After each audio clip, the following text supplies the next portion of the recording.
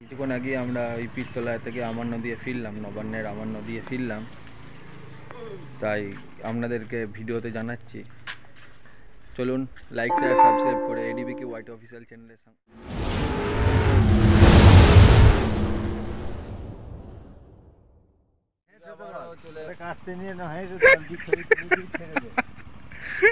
আজকে আমরা আবারও একটা নতুন ভিডিও নিয়ে চলে এলাম, যেটা হচ্ছে নবান্নের সব ঠাকুরতলায় পুজো দেওয়ার ব্যাপার থাকে একটা। আজকে নবান্ন আমাদের এখানে এই পীরতলায় এসছি আমরা আমাদের পীর বাবাকে একটু মানে ওই পুজো দিতে। দেখাও একবার পীর বাবাকে পুজো দেওয়ার ইয়েটা। আর কিছুক্ষণের মধ্যে আমরা ওই পীর বাবাকে পুজো দেওয়ার ইয়েটা দেখাতে চলেছি একবার সিনেমেটিক ভিউ নিয়ে। বাকি চারপাশের ভিউগুলো একটু দেখাও বন্ধুরা।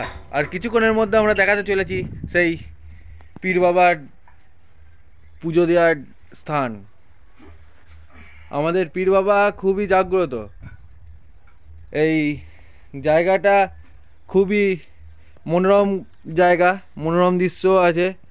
সামনে পদ্মপুকুর দেখাচ্ছি। এখানে এই পুকুরটা বহু পুরনো এবং এই পুকুরে অনেক পদ্ম ফুলও হয়। মানুষ এই পদ্ম ফুল থেকে, আমাদের এখানকার মানুষ এই পদ্ম ফুল থেকে জীবিকা নির্ধারণ করেন। এরপর আর একটা জিনিস দেখাতে চলেছি বন্ধুরা, এখানে ধান ক্ষেতও আছে। ধান খেতে এমন কিছু জিনিস আছে যে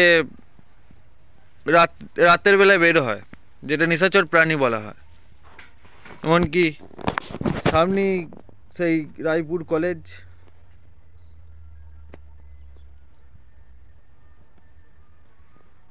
চলুন বন্ধুরা এবার দেখানো যাক আমাদের পীর বাবার পীর মন্দির। এইটাই হচ্ছে আমাদের সেই পীর বাবার পীর মন্দির।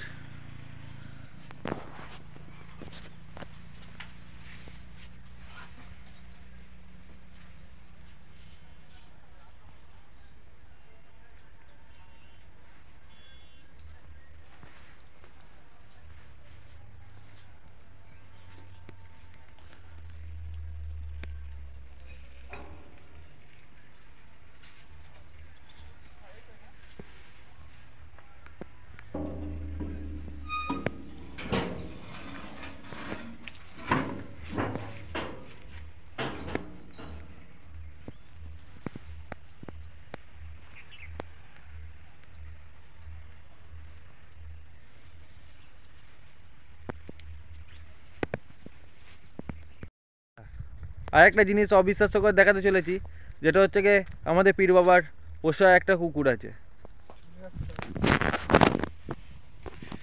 এইটাই হচ্ছে গিয়ে সেই আমাদের পীর বাবার পোষা কুকুর।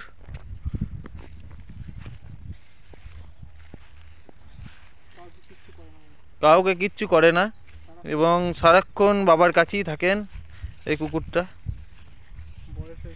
বয়সও অনেক, দেখেই বুঝতে পারছেন আপনারা। চলুন